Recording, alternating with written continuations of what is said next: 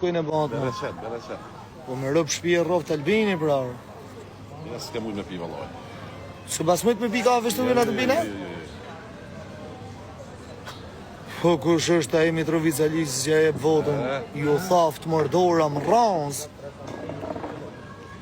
Po rëpë shpije, ja u thom bashkë shumë. Ju thaft dora mu shtu. S'ke mujt, jo e na fix të daj. Bo rëpë shpije rroft, më, për Mitrovicën pra që ka qëra e madhër. Se që ta shti ne ku i bajmë gati senet, ju që shani. I dyshuari për spionazh Fatmir Sheholli ka kërkuar ndihmë mjekësore në Spitalin Rajonal të Gjilanit dhe momentalisht po trajtohet aty. Siç raporton Kallxo.com, Sheholli një ditë pasi ishte caktuar masa e paraburgimit, kishte kërkuar ndihmë mjekësore dhe më 11:10 u dërgua në spital. Fatmir Sheholli momentalisht është i hospitalizuar në Spitalin Rajonal të Gjilanit. Lajmin e ka konfirmuar ushtruesi i detyrës së drejtorit të spitalit Afrim Cana. Pacienti është pranë NUDIE, ka ardhur me disa ndryshime në shëndet. Pas kontrolleve që i ka bërë në emergjencën në Gjilan, ai është hospitalizuar në spital, ku edhe është duke u trajtuar, ka thënë ushtruesi i detyrës së drejtorit të spitalit të Gjilanit. Kallxo ka provuar të marrë një përgjigje nga gjykata themelore e Prishtinës për rastin, por gjykata ende nuk ka kthyer një përgjigje. Më 10 tetor, gjykata e Prishtinës i caktoi masën e paraburgimit për një muaj të pandehurit Fatmir Sheholli, dyshuar për spionazh për llogaritë e Serbisë. Përmes një njoftimi, gjykata bëri me dije se kishte miratuar kërkesën e prokurorisë për caktimin e masës së paraburgimit ndaj Shehollit.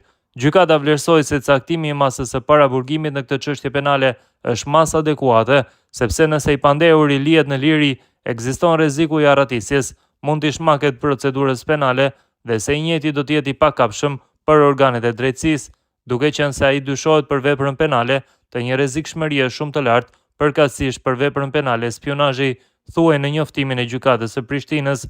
Fatmir Sheholli u arrestua më 9 tetor nën dyshimet për spionazh nga Prokuroria Speciale dhe Agjencia e Kosovës për Inteligjencën. Sheholli dyshohet se për një kohë të gjatë ka vepruar sipas udhëzimeve të urdhrave të zyrtarit të lartë të BIA serbe Bojan Dimić.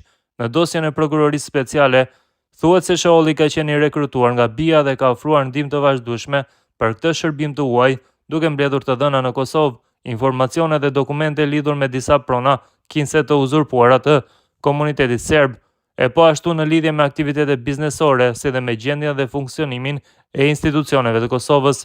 Detyra e Shehollit sipas Prokurorisë Speciale ishte grumbullimi i informacioneve dhe shpërndarja e tyre në mediat online në Kosovë.